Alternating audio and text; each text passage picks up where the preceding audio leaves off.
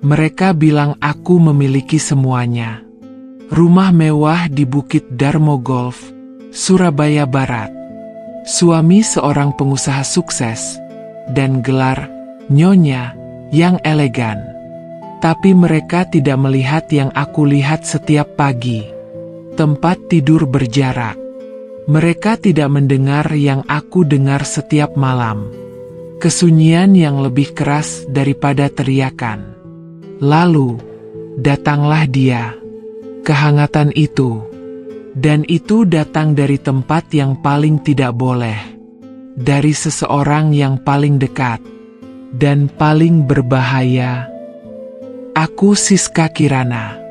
Dan ini adalah pengakuan terbesarku. Aku bukan korban.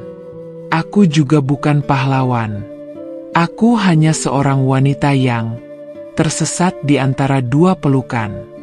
Aku memilih kehangatan itu.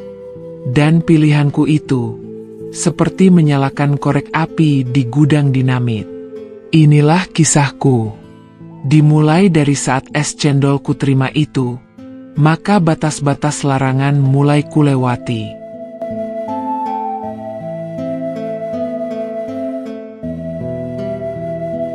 Surabaya sore itu seperti oven yang perlahan dingin. Tapi udara panas kota ini tak bisa mencairkan es yang mengkristal di rumah kami di perumahan elit Bukit Darmo Golf di Surabaya Barat. Aku melihat Rudi Santoso dari balik jendela kamar. Mobilnya meluncur pergi untuk kesekian kalinya tanpa pamit. Dia adalah suamiku. Orang yang kula beli, pasangan hidup, dalam dokumen resmi. Dalam kenyataan, dia hanya sebuah patung yang menghangatkan ranjangnya sendiri di sisi seberang. 3 tahun. Itu waktu yang diperlukan untuk mengubah cinta yang pernah berapi-api menjadi abu yang dingin. Awalnya hanya sibuk kerja, lalu pertengkaran kecil, kemudian keheningan yang mematikan. Sekarang kami hidup seperti dua planet dalam orbit yang sama, tak pernah bersentuhan, hanya saling mengitari kehampaan. Siang itu, ketika aku merangkul bantal, pintu rumah terbuka. Suara langkah kaki yang ringan, bukan Rudi yang berat. "Siska, kamu di atas." Suara itu hangat seperti wedang jahe yang mengalir di tenggorokan. Itu suara Reza Santoso, adik iparku. Dia tinggal di paviliun sebelah rumah sejak kuliahnya selesai. Aku bergegas turun, menemukannya di dapur dengan senyum lebar dan 2 gelas cendol. "Dapat dari langgananmu di Jalan Maijen Sungkono." Dia seperti matahari di tengah musim kemarau hubunganku dengan Rudi. Aku tak tahu bahwa gelas cendol yang dia bawa itu adalah kunci pertama yang membuka pintu yang seharusnya tetap terkunci.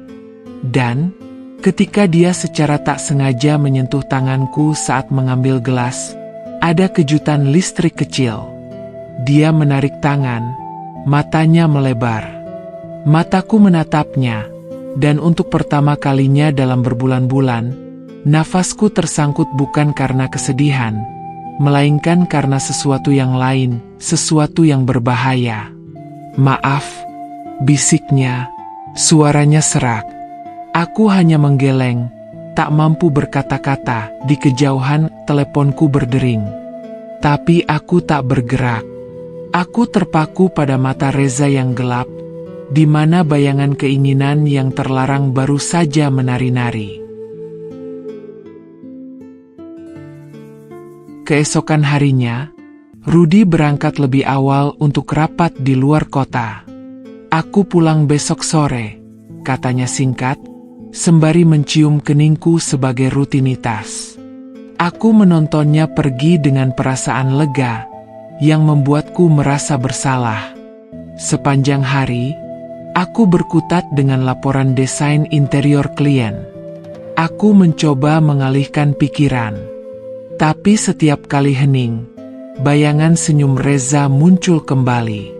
Sorenya, Reza mengetuk pintu depan. Listrik di paviliun mati. Bisa pinjam stop kontak sementara sampai tukang datang. Aku mengangguk. Dia masuk dengan bau keringat dan sinar matahari, membuat ruang keluarga yang luas tiba-tiba terasa sempit. Kami duduk di sofa yang sama, bahu nyaris bersentuhan, menonton berita tanpa benar-benar melihat. Aku bisa merasakan kehangatan tubuhnya. Sebuah kondisi yang membuatku sadar betapa dinginnya diriku. Saat aku meraih remote di meja ruang tamu, tanganku menutupi tangannya. Kami membeku. Udara berhenti mengalir. Aku melihat ke arahnya dan melihat konflik yang sama di matanya. Inilah dia, garis batas. Melangkah mundur berarti kembali ke dingin yang sudah akrab. Melangkah maju, aku tak tahu apa yang akan terjadi. Tanganku bergerak lebih dulu. Jari-jariku menyelip di sela-sela jarinya. Sebuah keputusan bisu yang lebih keras dari teriakan. Reza menghela nafas berat, seperti orang yang menyerah pada badai. Siska, ini salah. Tapi dia tak menarik tangannya. Malah, genggamannya semakin erat. Kepalaku pusing, hati berdebar kencang. Ini gila. Ini berbahaya. Tapi saat dia memiringkan kepalanya, napasnya menghangatkan bibirku. Semua peringatan itu menguap. Hanya ada sekarang. Hanya ada dia. Dan saat bibir kami akhirnya bertemu, itu bukan ciuman pertama yang lembut. Itu adalah ledakan. Gunung es di dalam diriku yang retak, mencair, dan menyebabkan banjir bandang yang siap menenggelamkan segalanya. Kami terpisah, nafas tersengal-sengal, ketakutan dan kegembiraan yang sama terpancar di mata kami. Kita tidak bisa.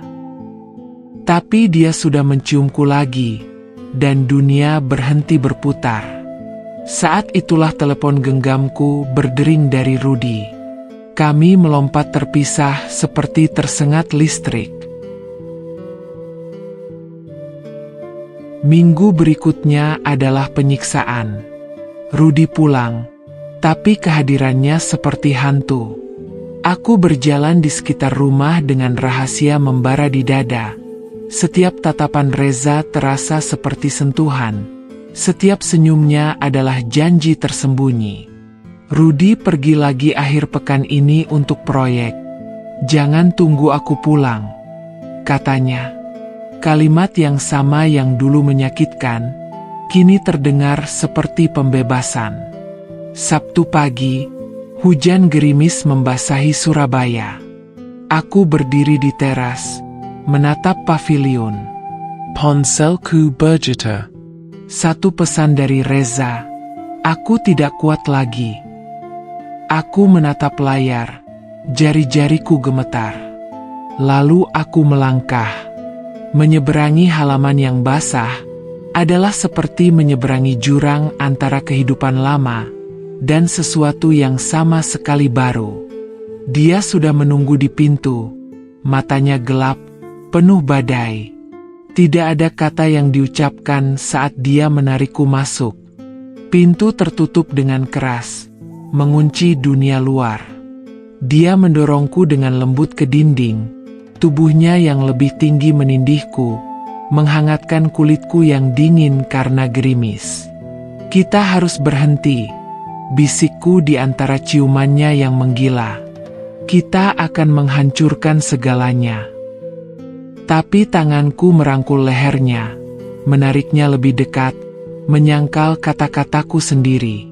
Pakaian kami rontok seperti daun kering di musim gugur, menyingkapkan kebenaran telanjang yang sudah lama kami sembunyikan. Dia mengangkatku, aku melingkarkan kaki di pinggangnya, dan kami bergerak menuju ranjang dalam tarian buta. Saat dia menembus batas terakhir, aku menangis. Bukan karena sakit, tapi karena untuk pertama kalinya dalam bertahun-tahun, Aku merasa utuh. Kesepianku kembali terisi. Kekeringanku kembali terbasahi. Mungkin alam mengetahui apa yang kami butuhkan saat itu. Tiba-tiba gerimis di luar menjadi hujan deras, mengetuk jendela, menyamarkan erangan kenikmatan kami yang teredam, teriakan yang tertahan, tangisan kelegaan. Aku adalah gurun yang akhirnya diguyur hujan. Setiap sentuhan adalah tetesan yang menghidupkan kembali tanah tandus di dalam diriku. Kami menemukan irama purba, naik turun seperti deburan ombak menghajar pasir pantai Parangtritis, sampai akhirnya kami mencapai puncak bersama-sama, runtuh dalam kelelahan yang manis. Aku berbaring di pelukannya, mendengar detak jantungnya yang kencang. Aku tahu tidak ada jalan untuk kembali. Dan saat malam tiba, kami melakukannya lagi. Lebih lambat kali ini, lebih dalam. Aku memandanginya saat dia bergerak di atasku. Wajahnya tegang karena kenikmatan. Aku ingin momen ini abadi. Tapi kemudian, ponselku menyala di meja samping ranjang. Layar menunjukkan pemberitahuan. Rudy, pulang lebih cepat. Besok pagi. Kabar mengejutkan itu tak pelak lagi, membuat badai di dalam kamar itu berhenti seketika, digantikan oleh dingin yang lebih menusuk dari sebelumnya. Rudy pulang dengan koper dan senyum tipis. Proyek beres lebih cepat. Dia memberiku oleh-oleh, sebuah kalung mutiara yang mahal tapi tanpa jiwa. Aku tersenyum dan memakai kalung mutiara itu. Merasakan beratnya seperti belenggu di leher. Sepanjang hari Minggu itu, aku menjadi aktris terbaik. Menyiapkan makan malam, mendengarkan cerita kerjanya, tersenyum pada leluconnya yang garing. Tapi mataku terus tertarik ke jendela, memandangi paviliun di samping rumah. Senin pagi, saat Rudy pergi, Reza muncul di ambang pintu dapur. Kami hanya berdiri, terpisah 3 langkah, tapi jarak itu terasa seperti jurang. Kemarin, katanya memulai. Aku mengangkat tangan. Jangan. Kalau kita bicara, ini jadi nyata. Dia mengangguk, matanya sedih. Saat dia hendak pergi, aku menarik lengannya. Dan kami berciuman lagi. Putus asa, penuh rasa bersalah. Itu terjadi di dapur. Cepat, panas, penuh ketakutan tertangkap. Setelahnya, aku menangis di bahunya. Aku benci diri sendiri. Dia membelai rambutku. Aku lebih membenci diriku. Tapi aku tidak bisa berhenti. Kami menjadi ahli dalam sandiwara. Senyum untuk Rudy, tatapan bernafsu yang diam-diam untuk Reza. Setiap sentuhan terselubung adalah api dalam sekam. Pertengahan minggu, Rudy mengumumkan akan pergi lagi pada Jumat depan. Konferensi di Bali. 4 hari. Malam itu, saat Reza datang untuk makan malam seperti biasa, rasanya seperti pesta kecil di dalam hatiku. Aku menangkap tatapan penuh arti darinya. Rencana dibuat tanpa kata-kata. Kamis malam, saat Rudy tidur nyenyak setelah segelas anggur, aku menyelinap keluar kamar. Aku berdiri di balkon lantai 2, melihat ke arah paviliun. Lampu kamarnya menyala. Lalu, 3 kali berkedip. Kode kami, dadaku berdebar.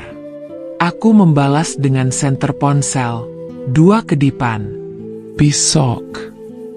Aku kembali ke kamar, merangkul tubuh Rudy dari belakang. Dia bergumam dalam tidurnya. Air mata mengalir di pelipisku. Aku mencintainya. Dulu. Atau mungkin aku hanya mencintai ide tentang dirinya. Sekarang, Yang tersisa hanya abu dan rahasia yang akan membakar rumah ini hingga habis. Dan malam itu, aku bermimpi tentang dua pasang mata. Satu dingin dan jauh, satu hangat dan penuh janji. Bergabung menjadi satu, menghukumku. Jumat pagi, aku membantu Rudy mengepak perlengkapan dalam koper coklat kesayangannya. Namun, dia tidak menciumku saat pergi. Hanya tepukan di pundak. Jaga rumah baik-baik, pesannya singkat. Saat mobilnya hilang dari pandangan, aku menarik nafas panjang. Kemudian, aku berlari ke pavilion. 4 hari. Itu adalah gelembung waktu di luar realitas. Kami tidak keluar. Dunia hanya terdiri dari kamar itu, kulit kami, dan desahan kenikmatan yang bebas berkumandang. Hari pertama adalah tentang penjelajahan. Aku mempelajari setiap lekuk tubuh Reza, setiap letak tahi lalat, dan setiap bekas luka yang menghiasi tubuhnya yang atletis. Dia melakukan hal yang sama, menyembah tubuhku seperti benda suci. Kami berbicara, benar-benar berbicara, tentang mimpi, ketakutan, serta masa kecilnya di Kampung Undaan Kulon, Surabaya Pusat. Aku tahu dia takut menjadi bayangan kakaknya. Dia tahu aku merasa seperti dekorasi yang dilupakan. Hari kedua adalah tentang bermain. Kami mandi bersama, memberi makan satu sama lain, dan menari tanpa sehelai benang di tubuh di kamar dengan musik dari ponsel. Dan, di sore hari, dengan matahari menyoroti debu yang menari di udara, dia mengikat mataku dengan kain sutra. "Percayalah padaku, sayang," bisiknya menyisahkan hembusan panas nafasnya yang mengusap daun telingaku. Dan aku percaya. Sentuhannya menjadi misteri. Bisa datang dari mana saja, menyentuh bagian mana saja. Aku menjadi hanya indera dan sensasi, menggelepar di ranjang, serta memohon tanpa malu. Saat dia akhirnya membebaskanku, semburan orgasmenya begitu kuat hingga aku menggigit bahunya untuk menahan teriakan. Kami menciptakan bahasa sendiri. Sentuhan berarti, aku di sini. Ciuman di dahi berarti, jangan khawatir. Dan eratan jari yang kuat berarti, aku tidak akan melepaskanmu. Hari ketiga, realitas mulai merayap masuk. Aku melihat ponselku yang senyap. Tidak satupun panggilan atau pesan dari Rudy. Di tengah kenikmatan, ada duri kesedihan. Malam itu, saat Reza tidur, aku membuka album foto digital di ponselku. Foto pernikahan. Rudy dan aku tersenyum lebar, mata penuh cinta. Namun, sekarang, aku tidak mengenali pasangan di foto itu. Saat itulah Reza terbangun, melihat apa yang kulakukan. Dia tidak marah. Dia hanya memelukku dari belakang. Aku tahu ini rumit. Tapi perasaan ini benar Siska. Apa yang kita miliki, ini nyata. Dan, untuk pertama kalinya, aku membiarkan diriku mempercayainya. Untuk pertama kalinya, aku membayangkan dunia kami, di mana aku dan Reza bebas melakukan semua yang kami inginkan. Tapi mimpi itu hancur pagi hari keempat. Aku terbangun oleh suara mesin mobil. Aku melompat dari ranjang, melihat dari celah tirai jendela. Mobil Rudy memasuki gerbang halaman rumah. Dia pulang sehari lebih awal. Hatiku berhenti. Aku melihat Reza yang masih tidur. Lalu ke mobil di luar yang merayap mendekati pintu rumah. Saat itu, aku harus memilih. Tetap di surga yang rapuh ini, atau kembali ke neraka yang nyata? Dengan hati hancur, aku memakai pakaian dengan gemetar, memberikan ciuman terakhir di dahi Reza yang masih tidur, dan menyelinap keluar dari pavilion, kembali ke rumah utama tepat saat Rudy membuka pintu depan. Sambil meletakkan koper coklatnya, Rudy mengatakan, "Kejutan, konferensi dibatalkan." Dia memandangiku, matanya menyipit. "Kamu dari mana? Wajahmu kok memerah dan nafasmu ngos-ngosan seperti dikejar sesuatu." Aku menyentuh pipiku, merasakan panas pelukan Reza masih melekat. "Dari taman. Sedang jogging untuk menjaga tubuhku tetap bagus dan sehat." Sebuah kebohongan yang terasa pahit di lidah, tapi harus kulakukan untuk menyembunyikan rahasia terlarangku dengan Reza. Sepanjang hari, Rudy anehnya lebih perhatian.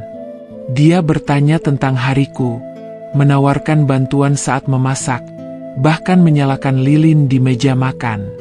Tapi, setiap sentuhannya terasa asing, bahkan menjijikkan. Pikiranku ada di pavilion, pada pria yang membuatku merasa hidup kembali. Malam itu, saat Rudy mencoba memelukku di ranjang, aku mengeras.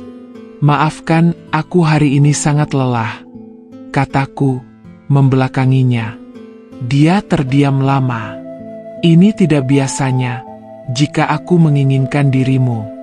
Ada sesuatu yang berbeda padamu," gumamnya sebelum akhirnya tidur. Keesokan harinya, ketegangan memuncak. Rudy menemukan sebuah kancing baju di kamar mandi utama. Bukan miliknya. Bukan milikku. Itu dari kemeja Reza. "Ini apa?" tanyanya, suara datar tapi berbahaya. Otakku bekerja cepat. "Mungkin dari jasa laundry yang campur pakaian kita." Dia mengangguk, tapi matanya tak percaya. Sorenya, saat Rudy pergi sebentar ke kantor, Reza datang. Dia memaksaku membuka pintu. "Kita harus bicara," rengeknya dengan wajah mirip seorang balita yang minta botol susunya. Kami bertengkar dengan berbisik-bisik di ruang tamu. "Ini tidak bisa terus-menerus Reza. Dia akan curiga." Sesaat kemudian dia berkata, "Lalu apa rencanamu? Kembali padanya? Setelah semua yang kita lakukan selama ini?" Air matanya membuat hatiku hancur. Dan kemudian, kami mendengar suara kunci di pintu. Rudy pulang. Kami melompat terpisah, tapi sudah terlambat. Dia melihat kami berdiri berdekatan. Wajah memerah, mata berkaca-kaca. Dunia berhenti. "Ada apa di sini?" tanyanya dengan suara dingin seperti es. Mendengar pertanyaan yang mengejutkan itu, Reza refleks menjawab, suaranya tegas. "Aku hanya minta saran soal pacarku pada istrimu, Mas." Sebuah kebohongan halus lainnya yang kini terjadi. Rudy memandangi kami bergantian. Lama sekali. Lalu dia menghela nafas. "Baiklah."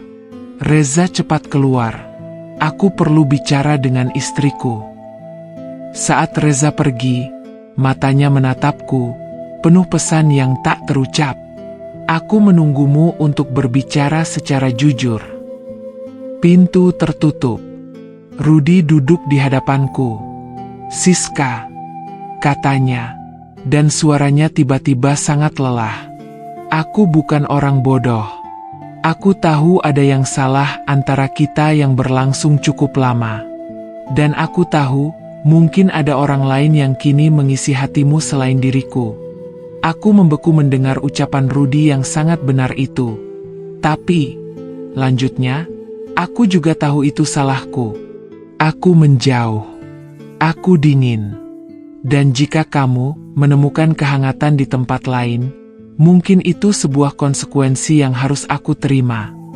Kalimat yang diucapkan Rudy itu membuatku terpana. Ini bukan reaksi yang kuharapkan. "Apa maksudmu?" tanyaku dengan suara bergetar. Dia melihatku, dan untuk pertama kalinya dalam bertahun-tahun, aku melihat kerapuhan di matanya. Maksudku, kita butuh waktu. Aku akan mengajakmu liburan, mencoba memperbaiki ini. Tapi, dia berhenti, suaranya serak. Tapi jika kamu sudah memilih jalan lain, katakan sekarang. Jaga martabat kita. Aku tak bisa berkata-kata. Ini adalah persimpangan. Dan, di luar jendela, aku melihat bayangan Reza di pavilion, menunggu. Menunggu keputusanku yang akan menentukan nasib kita semua. Liburan yang Rudi rencanakan adalah ke Bromo. Tempat kita bulan madu dulu, katanya. Aku setuju dengan perasaan campur aduk. Mungkin ini kesempatan terakhir. Mungkin ini jalan keluarnya. Tapi hatiku memberontak. Sehari sebelum keberangkatan, Rudi harus mengurus dokumen di kelurahan. Aku berdiri di depan pavilion dengan jantung berdebar. Aku harus mengatakannya pada Reza. Aku mengetuk pintu pavilion. Dia membuka, wajahnya cerah lalu redup melihat raut wajahku. Aku akan pergi dengan Rudi. Beberapa hari, dia diam. Jadi sudah diputuskan, tanyanya dengan suara bergetar. Aku harus mencoba. Ini untuk kebaikan semua ke depannya. Jawabku dengan memandang wajah Reza. Dia menarikku masuk. Pintu tertutup. Mencoba? Setelah semua dosa yang kita lakukan ini, kamu pilih dia yang mengabaikanmu bertahun-tahun. Katanya dengan suara meninggi. Bukan begitu Reza. Ini tentang tanggung jawab. Tentang keluarga. Kataku berusaha menjelaskan. Keluarga? Dia tertawa getir. Keluarga seperti apa yang kamu pertahankan? Sebuah patung es yang membuat istrinya ngenes selama bertahun-tahun ini? Pertengkaran kami memanas. Kata-kata menyakitkan terlontar. Kamu hanya pelarian, teriakku. Dan kamu pengecut, balasnya. Lalu, dalam kemarahan, hasrat muncul lagi. Ledakan yang lebih panas, lebih putus asa dari sebelumnya. Ini seperti pertarungan. Kami saling menggigit, mencakar, dan memeluk yang rasanya hampir mematahkan tulang. Di lantai pavilion, dengan mata penuh air mata dan amarah, tubuh kami bersatu lagi. Mandi keringat. Berebut mencapai pelabuhan orgasme. Tapi kali ini rasanya berbeda. Ada kepahitan di setiap sentuhan. Rasa akhir yang mendekat. Saat kami terkapar lelah, dia memelukku dari belakang, wajahnya di rambutku. Aku cinta kamu Siska. Sejak dulu. Bahkan sebelum kamu menikahi kakakku. Pengakuan itu mengguncangku. Ini bukan lagi sekadar perselingkuhan karena kesepian. Ini cinta yang salah waktu, salah tempat. Aku menangis. Dia menangis. Kami seperti dua orang tenggelam yang saling berpegangan, padahal berat masing-masing justru saling menenggelamkan. Kalau kamu pergi ke Bromo dengannya, kita selesai, bisiknya. Aku tidak bisa terus begini. Aku mengangguk, tak sanggup bicara. Saat aku berpakaian untuk pergi, dia memberiku sebuah surat tertutup. Bacalah nanti saat di kamarmu. Malam itu, di kamarku, aku membuka surat itu. Isinya singkat. Di Bromo, di tempat kamu dan Rudi pertama kali mengucapkan janji, pikirkan janji apa yang benar-benar ingin kamu ucapkan sekarang. Hidupmu, pilihanmu. Tapi ketahuilah, di Surabaya, ada seorang pria yang menunggu dengan hati yang sudah kamu miliki sepenuhnya. Dari aku, R. Aku menatap surat itu sepanjang malam, sementara di sebelahku, Rudi tidur dengan tenang, tak tahu bahwa istrinya sedang berada di tebing jurang pilihan. Dan, saat fajar menyingsing, Dengan koper di tangan dan surat Reza tersembunyi di dompet, aku melangkah ke mobil Rudy. Dia tersenyum, mengambil tanganku. "Ayo kita coba lagi berbulan madu." Aku memandang ke arah paviliun. Tirai bergerak, dia mengawasi. Saat mobil melaju keluar dari kompleks perumahan Bukit Darmo Golf menuju Gunung Bromo, aku merasa seperti meninggalkan separuh jiwaku di paviliun itu. Perjalanan 3 jam ke Bromo akan menjadi 3 jam penyiksaan batin. Bromo menyambut kami dengan dinginnya yang terkenal. Penginapan yang sama, kamar yang sama dari 10 tahun lalu. Rudy berusaha. Dia memesankan makan malam romantis, memegang tanganku saat kami melihat matahari terbenam di penanjakan, bahkan bercerita tentang rencananya mengurangi pekerjaan. "Aku sadar sudah kehilangan banyak hal," katanya malam itu di balkon, selimut melingkari pundak kami berdua. Aku memandangnya. Dia tulus. Dan itu membuat segalanya lebih sulit. Tapi sentuhannya tak lagi membangkitkan api. Pelukannya terasa seperti sangkar. Dan setiap kali dia menciumku, aku menutup mata dan membayangkan bibir lain. Aku merasa seperti pengkhianat 2 kali lipat.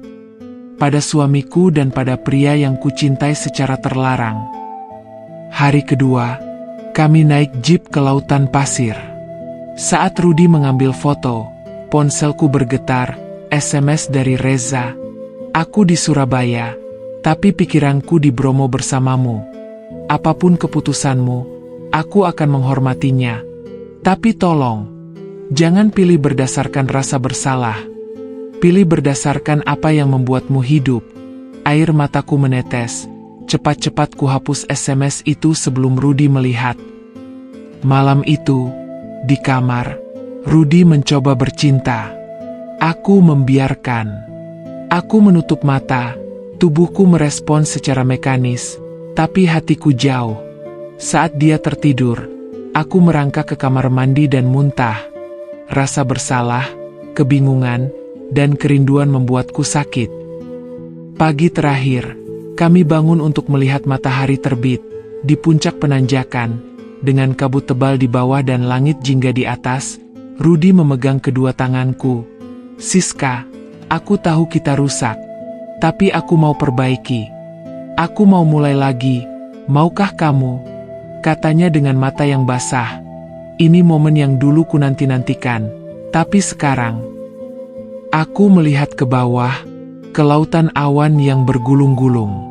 Aku membayangkan kehidupan dengan Rudy, aman, stabil, tapi dingin. Lalu aku membayangkan kehidupan dengan Reza, bergejolak, berisiko, penuh gairah dan cinta yang meluap-luap. Aku ingat pelukan Reza, tawanya, caranya membuatku merasa berarti. Aku ingat suratnya, "Pilih berdasarkan apa yang membuatmu hidup." Dan di puncak gunung itu, dengan angin dingin membelai wajahku, aku akhirnya jujur pada diriku sendiri.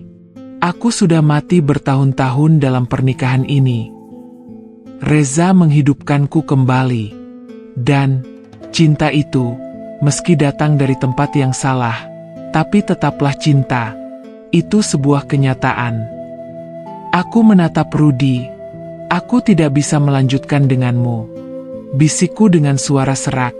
Saat itu kulihat raut wajahnya terlihat hancur oleh rasa kecewa. "Dia?" tanyanya. Aku mengangguk, air mata mengalir deras. "Ya, dia adalah Reza." Pengakuan itu seperti melepaskan beban besar. Rudy memalingkan muka, bahunya gemetar. Lama sekali dia diam. "Sudah lama aku tahu itu, tapi aku pura-pura tak tahu untuk menghormati perasaanmu." Akhirnya dia berkata, "Dari caranya memandangmu dan juga dari caramu memandang dia, aku sudah lama tahu jika di antara kamu ada sebuah ikatan terlarang itu." Kami duduk di tepi kaldera Bromo, 2 orang yang hancur, menyaksikan matahari terbit yang indah dan kejam. Perjalanan pulang ke Surabaya sunyi senyap. Tak ada amarah dari Rudi. Hanya kesedihan yang dalam. Kita harus cerai, katanya saat mobil memasuki gerbang kompleks perumahan. Tapi tolong, biarkan aku yang beritahu orang tuaku dan orang tuamu.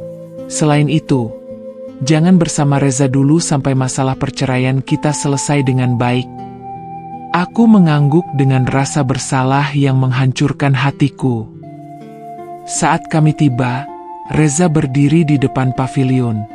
Dia melihat mobil yang kami tumpangi. Dia melihat wajahku yang bengkak karena menangis. Wajah Rudi yang pucat. Dia mengerti. Rudi turun. Berjalan ke arahnya. Aku menutup mata. Tak sanggup melihat, tapi yang kudengar bukan teriakan atau pukulan. Hanya suara Rudi yang rendah. Jaga dia baik-baik, jangan sia-siakan pilihannya padamu, katanya sembari menepuk pundak Reza. Lalu langkah kakinya menjauh memasuki rumah. Reza berlari ke mobil, membukakan pintu, menarikku keluar. Aku runtuh di pelukannya. Aku memilihmu, Isaku, dan kini aku kehilangan segalanya, kataku dengan air mata yang tak bisa lagi aku bendung. Dia membelai rambutku. Kamu tidak kehilangan segalanya. Kamu mendapatkan dirimu kembali. Dan kamu mendapatkan aku. Malam itu, untuk pertama kalinya, aku tidur di pavilion, dalam pelukan hangat Reza, tanpa sembunyi-sembunyi. Tapi, itu bukan malam penuh gairah. Itu malam penuh air mata, pelukan penghiburan, dan bisikan janji untuk menghadapi badai yang akan datang. Keluarga, tetangga, masyarakat Surabaya yang kecil. Semua akan menghakimi kami berdua dalam standar moral dan hukum agama. Tapi, saat fajar menyingsing, dengan tubuh Reza yang hangat melingkariku, aku tahu keputusanku benar. Kehangatan sejati bukanlah yang bebas dari angin, melainkan yang mampu bertahan, bahkan dalam badai terhebat. Dan badai kami baru saja dimulai. Kami akan menghadapinya bersama. Dua orang yang jatuh cinta di tempat dan waktu yang salah, tetapi memutuskan untuk memperbaiki waktu dan tempat itu, daripada meninggalkan cinta mereka. Di Surabaya kota kenangan, kami akan menulis bab baru. Lebih panas, lebih romantis, dan kali ini, tanpa rahasia yang membelenggu. Bau garam dan angin laut-laut Jawa menyapa pagi di rumah baruku di Grand Peninsula Park. Dari balkon lantai 2, aku memandang Surabaya yang bangun di bawah sinar matahari oranye. 2 tahun telah berlalu sejak badai pernikahanku dengan Rudi Santoso itu. 2 tahun sejak pilihan di Bromo mengubah segala-galanya. Perceraianku dengan Rudi berlangsung cepat, dingin, dan elegan. Seperti cara dia melakukan segalanya. Tidak ada teriakan, hanya notaris, dokumen, dan jabat tangan terakhir di depan pengadilan agama. Keluarganya, tentu saja, memusuhiku. Ibu Rudi yang juga Ibu Reza pernah meneleponku. Suaranya bergetar antara marah dan sedih. Kamu hancurkan 2 anakku. Aku hanya bisa terdiam, menanggung kebenaran pahit itu. Rudi sekarang telah menikah lagi dengan anak seorang pengusaha. Foto-foto mereka di media sosial tampak sempurna. Aku berharap, dengan tulus, Rudi akan lebih hangat untuknya. Tidak membuatnya sedih dan kesepian, seperti yang dilakukannya padaku. Aku dan Reza tidak langsung bersama. Ada masa 6 bulan sunyi setelah perceraianku dengan Rudi. Sebuah rentang waktu untuk menyembuhkan luka, merenungkan kesalahan, dan memutuskan dengan kepala dingin. Pertemuan kami yang pertama sebagai orang bebas justru di Taman Bungkul. Sebuah tempat netral. Kami duduk berjarak 1 bangku, membicarakan segala kerusakan yang telah kami sebabkan. Aku menangis, dia menangis. Tapi kali ini, air mata itu membersihkan. bukan menghanyutkan. Kami memulai dari nol. Pindah ke Grand Peninsula Park ini, jauh dari Bukit Darmo Golf dan kenangan pahit pernikahan pertamaku dengan Rudy. Saat aku menikah kedua kalinya, status Reza telah membuka usaha kafe digital di pusat bisnis WTC, sementara aku kembali aktif sebagai desainer interior. Ada tatapan dan bisik-bisik, tentu saja, itu lo. Perempuan yang selingkuh sama adik iparnya sendiri. Sekarang mereka menikah, tapi kami belajar mengabaikannya. Cinta kami sekarang dibangun bukan di atas gairah rahasia, tapi di atas kejujuran yang pahit, rasa bersalah yang dipikul bersama, dan komitmen untuk tidak melukai siapapun lagi. Malam ini, Reza memelukku dari belakang di balkon. "Apa kamu menyesal menikah denganku?" tanyanya, seperti yang sering dia lakukan. Aku memandang cakrawala kota. Aku menyesali caranya. Aku menyesali semua kebohongan dan sakit hati yang kita tebarkan. Tapi, aku berbalik, menatap matanya yang masih sama hangatnya. Aku tidak menyesal akhirnya menemukan keberanian untuk keluar dari kedinginan. Dan, menemukanmu, meski jalannya salah. Kami tidak hidup bahagia selamanya seperti di dongeng. Ada bayangan masa lalu, ada rasa bersalah yang kadang mengunjungi di tengah malam. Tapi ada juga kehangatan yang jujur, tawa yang bebas, dan pelukan yang tidak perlu disembunyikan. Pelajaran terberatnya, kehangatan sejati tidak akan pernah bisa dibangun di atas penderitaan orang lain. Dan, terkadang, untuk menemukan cahaya, kita harus berani membongkar seluruh rumah yang gelap. Berapapun harga yang harus kita bayar. Aku masih memandang kota ini, Surabaya, tempat kisah cinta pertamaku mati, dan kisah cinta terlarangku belajar bernafas dengan benar. Hidup ini bukan tentang memiliki akhir yang sempurna, tapi tentang memiliki keberanian untuk memulai bab baru.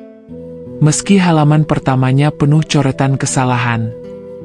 Dan, bab baru kami, meski tak lagi panas membara seperti di paviliun Bukit Darmo Golf dulu, kini hangatnya merasuk, tenang, dan akhirnya, damai.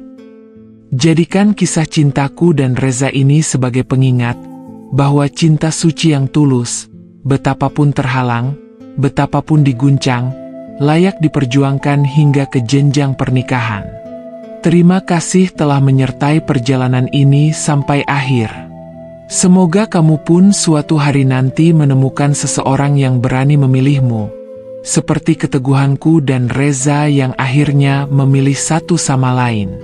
Sebab cinta yang tulus tidak pernah salah alamat. Ia hanya menunggu waktu yang tepat untuk pulang.